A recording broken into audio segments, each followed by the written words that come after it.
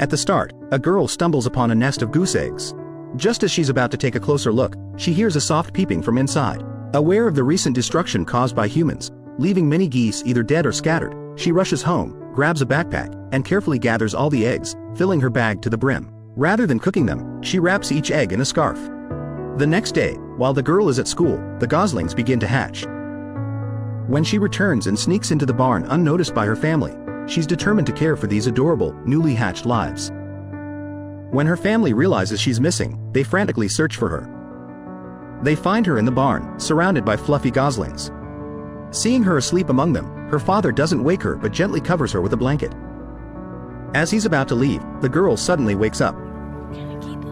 Seeing the pleading look in her eyes, her father agrees to let her keep the geese, not wanting his daughter, who recently lost her mother, to experience more sadness. Little did they know, this decision would change the girl's life forever. The girl's name is Amy. One rainy night last month, a car ride with her mother turned tragic in a severe accident. Waking from a coma, Amy finds her father, whom she hasn't seen in 10 years, by her bedside. He had come all the way from Canada to take her home, which immediately felt odd to Amy. Tell me, Mum died, didn't she? A month later, Amy follows her father to Ontario, Canada, her birthplace. Entering her old home, she's stunned by the sculptures filling the room. Despite her long absence, her room remains unchanged, holding onto her favorite childhood doll, though she can't recall past events. The following morning, at dawn, her father sets out with a plane towards the sunrise. After adjusting the direction and donning goggles, he takes off down the slope, catching an updraft to soar into the sky, his flight reminiscent of an eagle. Amy, up early, witnesses this and rushes out in curiosity. After a frantic run, her father manages a rough landing. Thinking he's injured, Amy watches intently until he gets up, cheering excitedly, which makes him seem crazy to her, prompting her to run back to her room. This leaves her father feeling helpless, unsure how to bond with his daughter, and he returns to his hectic work. An inventor by trade, he survives on museum commissions, like a recent fire-breathing dragon project, which was delayed by a month due to his daughter's arrival, putting him under pressure to meet deadlines. Bored Amy wanders around her room and discovers a lunar lander in the barn. She questions her father about its unusual location, and he explains that during a cold spell, despite being injured and penniless, he was determined to build it. Amy's mother thought he was crazy and took her away. He once had a lucrative offer to sell it but refused, so it remained there. While they talk, a woman enters, causing Amy to step back warily. The woman, smiling warmly, greets Amy. Her father introduces her as Susan, a close friend, but Amy remains standoffish, crossing her arms, even as Susan presents a gift. Do you live here too? Well, yes, I do. Sometimes I do. Excuse me.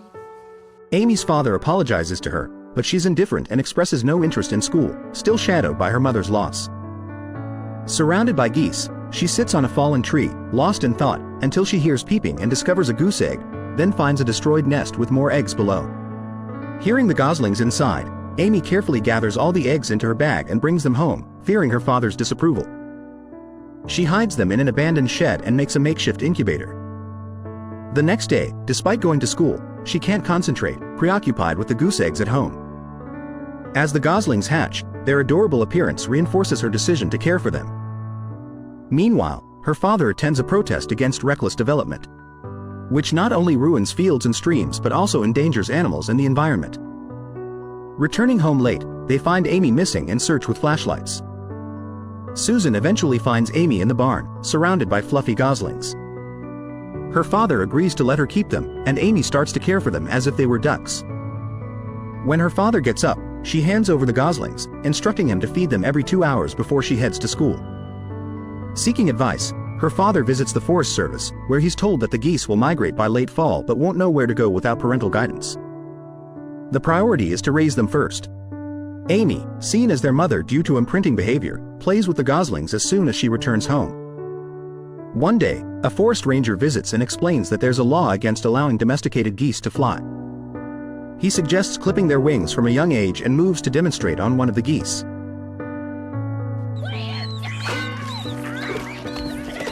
After Amy fiercely stops him, her father also intervenes, sending the ranger away. The ranger warns that without guidance, the geese might die during migration, either by electrocution or vehicle collision. Ignoring his warnings, the father prioritizes Amy's feelings, who enjoys dressing up with the geese as her audience.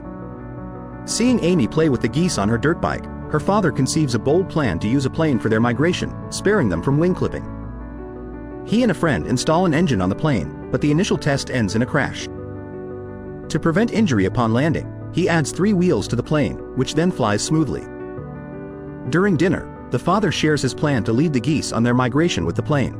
Amy initially resists, suggesting the geese could stay in the barn for winter, but her father explains the importance of their migratory instinct and that they would return the following year. Amy eventually agrees. The challenge of getting the geese to follow is addressed first. Despite the father's efforts with a simple device, the geese ignore it. However, under Amy's guidance, they finally start to follow him. Days later, to encourage their flight, he creates a model goose with wings. Running ahead, the geese mimic the action, spreading their wings.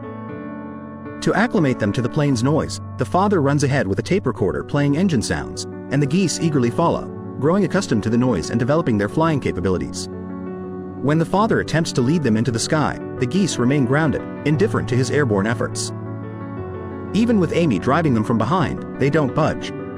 Thinking Amy's presence might be a distraction, she hides during the next takeoff, but the geese still locate her. Disappointed by the failed plan, the father hears a plane. Amy had taken off without permission. The geese follow her into the air, but lacking flying experience, she crashes into a fence. Her father rushes to her aid, relieved to find her unharmed. Inspired by her daring, he plans to build her a plane so she can lead the geese, with the idea that they will follow her. Susan finds the plan too risky, but Amy, overhearing from the attic, excitedly endorses it, convinced it's a brilliant idea. A plane resembling a goose is quickly constructed, fulfilling Amy's wish, with her father teaching her the intricacies of flying, including turning, taking off, and landing. Amy learns swiftly, soon mastering flight. When Amy soars solo, the geese, seeing her as their leader, manage to escape their enclosure and flock to her, spreading their wings eagerly. Amidst the azure skies, flanked by 2 gliders, the geese form a neat line, signifying the commencement of their migratory journey, a serene yet vital transition in the autumnal season. This marks the first phase of the migration plan, with detailed preparations ahead, including daily takeoff and landing schedules, rest periods, and the final destination. Uncles visit a bird expert to determine the endpoint of the journey. Skeptical at first, the expert is eventually persuaded to recommend a suitable location, despite concerns about decreasing bird populations and looming development threats. If no migratory birds arrive by November 1st, the area is at risk of being developed. So if we're here by then, it's ours? No, not actually yours. The birds. Right. Thus, the journey is not just a migration but a mission to safeguard nature. The route spans from a Canadian farm, across Lake Ontario, through the Appalachian Mountains, and over the Potomac River in New York, a week-long journey leaving only 2 days for training. Intense training ensues to increase the geese's flight endurance, with Amy flying from dawn to dusk. An injured goose, encouraged by Amy's voice through a walkie-talkie, eventually takes flight. Though its first attempt leads to a collision with Amy's plane, necessitating a search in the forest. Fortunately, the goose is found with minor injuries. Amidst the search, the ranger seizes the opportunity to capture the geese and transport them away. The next day, Amy's uncle and friend locate the geese at the Forest Service office, prompting an immediate decision to begin the southward migration. Equipped and ready, Amy and her father prepare to take off with the injured goose.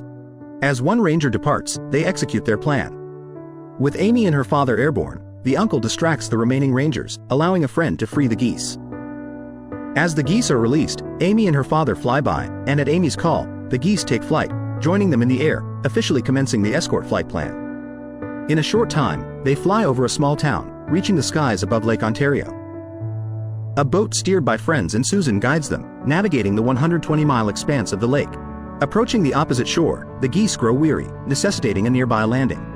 Fortuitously, they spot an airport, unaware it's a military airfield of the U.S. Armed Forces. Due to the hurried departure, they hadn't filed a flight plan, making this an unauthorized border crossing. Detected by military radar, the airfield goes on high alert, with missile-laden jets ready for interception. Amy and her father, along with the geese, land on the airfield, quickly subdued by security. And you're really sorry? We promise we'll never do it again. The general, initially furious, soon smiles, moved by their story, and everyone clamors for photos with them. Their story hits front-page news the next day, and the general gives them a send-off resembling a presidential farewell, sparking a media frenzy and a wave of wildlife conservation advocacy. The two planes and geese fly past towns and vibrant fields, forming a dynamic pattern in the sky, joining larger flocks of wild geese. The sight of the vast flock soaring through the sky inspires even the injured goose aboard the plane to spread its wings.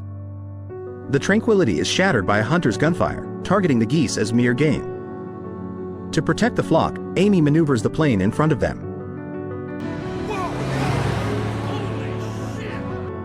allowing a safe landing on the water. Landing nearby, they encounter an armed elderly woman who mistakes them for poachers but soon recognizes Amy, inviting them warmly into her home, where their story still dominates the news. That night, sharing a room provides a chance for heartfelt conversation. The father expresses regret over the separation following Amy's mother's departure, leading to a deeper understanding and forgiveness between father and daughter. At dawn, Amy's calls quickly gather the geese. As they take off, the elderly woman waves them off, the misty wetlands enveloping them as they continue their journey. With ground support navigating and weather stations monitoring their progress, continuous media coverage mobilizes bird enthusiasts to halt construction efforts, resulting in a standoff with developers. At this moment, the father's plane unexpectedly spirals out of control, crashing into a farmland. Amy, witnessing this, quickly makes an emergency landing. Fortunately, the father only dislocates his shoulder and suffers no serious injuries, but he can no longer pilot the plane. The final hour of the journey now rests solely on Amy's shoulders. Fearing she might lose her way, her father encourages her, likening her courage and determination to her mother's, assuring her of her inner strength even when alone. Bolstered by his words, Amy embraces her father and resumes her journey. Developers, impatient for the geese's non-arrival, prepare to start construction, but a bird expert stages a sit-in protest in front of their machinery, ready to resist to the end. The injured father hitches a ride to the destination to await Amy's landing. Amy glides over the expectant town, with pedestrians cheering and directing her path, her resolve unwavering, leading her geese home like a true matriarch. As someone shouts their arrival, a deafening cheer erupts as the plane cuts through the sky. A runway clears spontaneously for Amy's landing, and the geese settle into the lake, drawing a crowd. Amy becomes the center of attention, hailed as a hero for safeguarding the avian sanctuary. The developers, faced with no choice, abandon their contracts as the geese frolic in the water, marking the successful conclusion of their escort journey. In a heartwarming turn, the following spring sees Amy's geese confidently return north, all 16 arriving on her porch, including the once injured goose, symbolizing the lasting bond and the successful protection of their habitat.